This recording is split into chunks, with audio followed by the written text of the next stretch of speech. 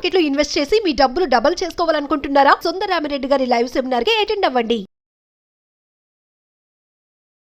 నమస్తే, welcome back to Suman TV. ప్రస్తుతం మనతో పాటు ఉన్నారు పబ్లిక్ స్పీకర్ రజనీ రామ గారు. నమస్తే మ్యామ్. నమస్తే నవీన. మేడం, నాకు ఒక డౌట్ ఉంది. మైల అంటారు కదా, అంటే యాక్చువల్ గా ఈ మైల అనేది పనికిరాని వాటికేనా, విలువైన వాటికి పనిచేయదా ఈ మైల? అంటే కొన్ని సందర్భాల్లో మనం చూస్తూ ఉంటాం కదా, విలువైన వాటి ఉన్నాయనుకోండి, అక్కడ ఏం పట్టించుకోరు, పట్టింపులు ఏం ఉండవు అక్కడ. అదా తీసుకొచ్చేసేయని అంటారు. డబ్బులకి అసలే మైల ఉండదు. మరి నేను అది అడిగాను కదా, విలువైన వాటికి మైల పనికిరాదా అంటే ఒకసారి. ఇవన్నీ శాస్త్రాలు పెట్టినవే. ఇప్పుడు ఒక మనిషికి మనిషి మైల అంటారు, అంటారు. మరి ఏదైనా సరే ఇలా వేస్తుంటారు కొంతమంది. అంటే ఈ మైల అనేది అందరూ పాటించరు నవీన గారు. కొన్ని కమ్యూనిటీస్లో పాటిస్తారు, మిగతా వాటిల్లో నామినల్గా పాటిస్తుంటారు. అంటే ప్రతి ఒక్క దాంట్లోనూ పాటించరు, మెయిన్ పాటిస్తుంటారు. ఇప్పుడు మైల అంటే పర్టికులర్గా మీరు ఏ సందర్భంగా అడిగారో నాకు తెలియదు. ఇప్పుడు ఒకటి చూడండి, ఎగ్జాంపుల్, ఇప్పుడు చనిపోయారు, ఒక వ్యక్తి చనిపోయారు అనుకోండి. చనిపోయాక బాడీని తీసుకెళ్లిపోయాక ఆ బెడ్షీట్, ఆ పడుకోబెట్టిన పిల్లోనో ఏమన్నా ఉంటే పడేసేస్తారు బయట. మరి అతను వేసుకున్నటువంటి చైన్ గానీ రింగ్ గానీ అవి ఎందుకు పడేయరు? మరి చెప్తా చూడండి. అంటే మైల వాటికి ఉండదా? మనిషి పుట్టాకే కదా ఇవన్నీ వచ్చాయి. భగవంతుడు కిందకి దిగొచ్చి ఒక బుక్ ఇచ్చి ఇదిగో చదువుకోండి, పాటించండి అని అనలేదు.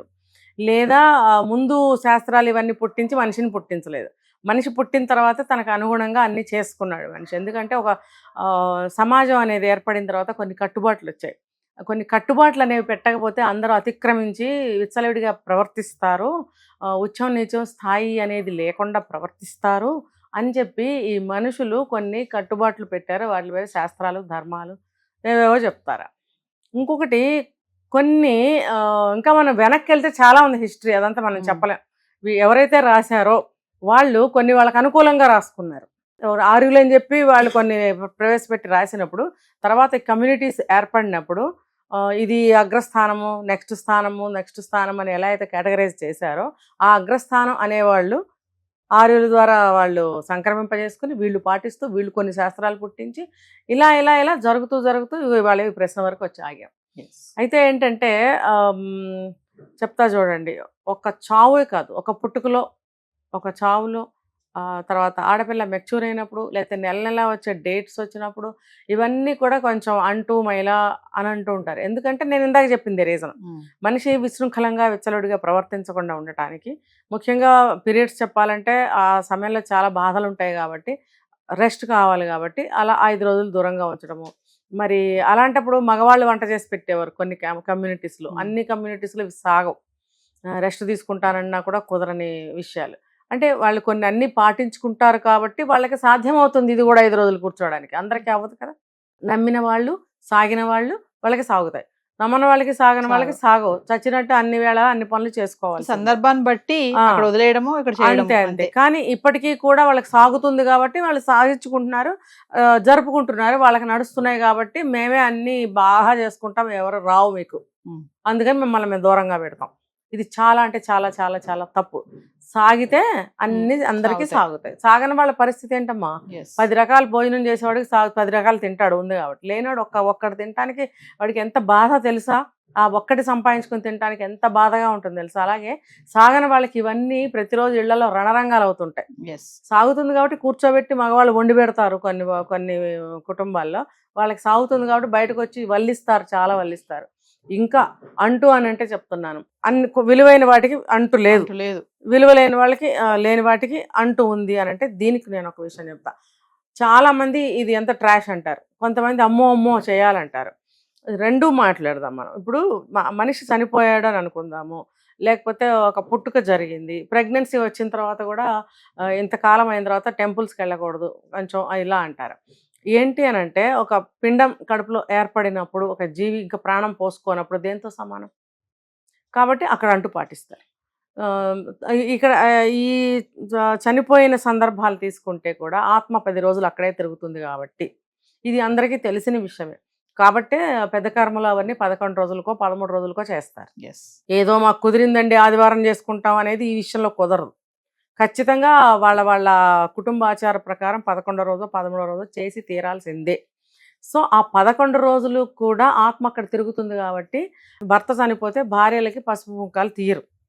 11 రోజుల తర్వాత ఆత్మ వెళ్ళిపోతుంది అని చెప్తారు అక్కడ. ఎందుకంటే ఆ మమకారం, ఆ కుటుంబము, ఆ వస్తువులు అన్నీ చూసుకుంటూ అక్కడక్కడే తిరుగుతుంది అని చెప్తారు. దానికి సాక్ష్యాలు నిదర్శనాలు కూడా ఉన్నాయి, చూపిస్తారు, చెప్తారు. అందుకనే ఆడవాళ్ళకి 11వ రోజు సౌభాగ్యానికి సంబంధించిన పసుపు కుంకాలు తీసేయడం లాంటివి. అంటే ఆ రోజు వరకు అతను ఉన్నాడు కాబట్టి ఉంచారు అని అర్థం. ఈ లోపల ఎవరన్నా వెళ్ళి చూసి రావాలంటే సో ముత్తైదుగా ఉన్నప్పుడే చూసి వస్తారన్నమాట. తర్వాత కొంతమందికి పట్టింపులు ఉంటాయి. అబ్బా నేను చూస్తాంలే, అది కూడా తప్పే. నిన్నటి వరకు బొట్టున్న మొహం మీకు శుభం, ఇవాళ బొట్టు లేకపోతే అశుభం, తప్పది. అది ఆలోచించే మనసును బట్టి ఉంటుంది. ఒకవేళ అలాంటి భావాలు ఉంటే మనసులో పెట్టుకోవాలి కానీ బయటికి చెప్పకూడదు. బాధ అనేది చాలా ఎక్కువ ఉంటుంది. సో ఆ 11 రోజులు అన్నీ కూడా నార్మల్గా జరుగుతూ ఉంటాయి. ఆత్మ అక్కడ తిరుగుతుంది కాబట్టి. తర్వాత చనిపోయిన వ్యక్తులు ఎవరైతే ఉన్నారో లాస్ట్ సమయంలో బెడ్ మీద ఎక్కువ రోజులు అనారోగ్యంతో పడుకుని నరకయాతన అనుభవించి చనిపోతారు కొంతమంది. ఆ సందర్భంలో మనకి అది బ్యాక్టీరియా ఉంటుంది కాబట్టి అవి తీసేస్తారు. దాన్ని అంటూ సొంటూ అని చెప్పి చెప్తున్నారు. మైల అంటారు. మైల పట్టాలి అని అంటారు. ఇది వంశస్థులందరికీ వర్తిస్తుంది. ఇంటి పేరు గల వాళ్ళందరికీ, ఇంకా దగ్గర వాళ్ళకి. ఆడపిల్లలకి వర్తించదు, వేరే ఇంటికి వెళ్ళిపోయింది కాబట్టి 3 రోజులు పెడతారు మైల. ఎంత కాదన్నా బ్లడ్ రిలేషన్ ఇక్కడ పుట్టింది కాబట్టి 3 రోజులు అంటారు. ఇవన్నీ కూడా మనిషి పెట్టుకున్న సాంఘిక కట్టుబాట్లు. ఇలాంటివి లేకపోతే విశృంఖలంగా ఉంటారు అనేది. అలాగే ఒక డెలివరీ అయితే కూడా అక్కడ కూడా 11 రోజుల్లో 21 రోజుల్లో మైల పడతారు. అంటే ఇవే అర్థాలు అక్కడ కూడా. సో అదంతా బ్లీడింగు అదంతా ఉంటుంది కాబట్టి అదొక మైల కింద చెప్తారు. సో దీన్ని ఏదేదో పెద్ద చెడులాగా తీసుకోక్కర్లేదు. మరి అలాంటప్పుడు ఆ వ్యక్తి చనిపోయేటప్పుడు కూడా రింగ్స్ అని, చైన్ అని ఉంటాయి మెడలో. మరి అది అంటుండదు. ఎందుకనంటే బంగారానికి పట్టింపు లేదు, చెక్కకి పట్టు లేదు, రబ్బర్కి పట్టు లేదు, పట్టింపు లేదు, తోలుకి పట్టింపు అంటారు మళ్ళీ. ఇవన్నీ బట్టలకి పట్టింపు, ఇవన్నీ చెప్తారు. అంటే ఏంటంటే వాళ్ళ వెసులుబాటు కోసం శాస్త్రాలు రాసుకున్నవే అవన్నీ. అది బంగారము మనం అదొక మెటల్ కాబట్టి దానికి ఇది లేదు. మరి బట్ట పట్టింపు కాబట్టి తడిపితే తడుస్తుంది, ఏదో రకరకాలు చెప్తారు వాళ్ళు. ఇవన్నీ కూడా మనకి ఎక్కడ సాక్ష్యాలతో నిదర్శనాలతో ఎక్కడ ఏమీ లేవు. ఏంటంటే విలువైన వస్తువులు పారాయలేం కాబట్టి దానికి పట్టు లేదు అంటారు. వాస్తవం అయితే అది. సో ఇవన్నీ మనం పెట్టుకున్న కట్టుబాట్లే తప్ప ఇంకోటి ఏం లేదు. విలువైన వస్తువులన్నీ కావాలి కాబట్టి దానికి పట్టింపు లేదు. డబ్బులకి పట్టింపు లేదు, నగలకి పట్టింపు లేదు, విలువైన ఫర్నిచర్ దీనికి చెక్కగా పట్టలేదు అంటారు చూడండి. అంటే ఏంటి, వాళ్ళు పడుకున్న మంచం అంటే మళ్ళీ పరుపు తీసేయమంటారు. దాని మీద పరుపు ఉంటుంది కదా, పరుపు తీసేయండి అని అంటారు. ఇవన్నీ చిన్నప్పటి నుంచి చూస్తూ వింటూ పెరిగినవే, అన్నీ చూస్తూనే ఉన్నాము. కాకపోతే నాకు కూడా ఈ ఆలోచన ఎప్పుడు వస్తూనే ఉండేది, ఎందుకు అని. అంటే ఏంటంటే ఆ బెడ్ మీద ఎక్కువ రోజులు వాళ్ళు కనుక ఆ బాధని భరిస్తూ ఉన్నట్టయితే కనుక ఆ క్రిమి అదంతా బ్యాక్టీరియా ఉంటుంది కాబట్టి ఆ సిక్నెస్ అది కాదు. అంటే అనారోగ్యకరమైన ఏదైనా ఒక షుగర్ ఉంది, ఏదో పుండ్లు పడ్డాయి, అలాంటిది ఏదైనా సిచ్యువేషన్ అయితే కనుక మరి బ్యాక్టీరియానే కదా, ఆబ్వియస్లీ అవి వాడకూడదు. అది మళ్ళీ మనం చూడండి, ఒకళ్ళు వాడిన టవలే మనం వాడం, ఒక దుప్పటే మనం వాడం, నిజానికి పిల్లోస్ కూడా వాడబుద్ది కాదు. సో అలా అనమాట. కాబట్టి ఇవన్నీ అలా ఏమీ లేదు. ఒక మంచి వస్తువులు అయితే మామూలుగా అంతా బాగుంది, సడన్గా హార్ట్ అటాక్ వచ్చిపోయారంటే అవన్నీ తీయాల్సిన అవసరమే లేదు. Thank you.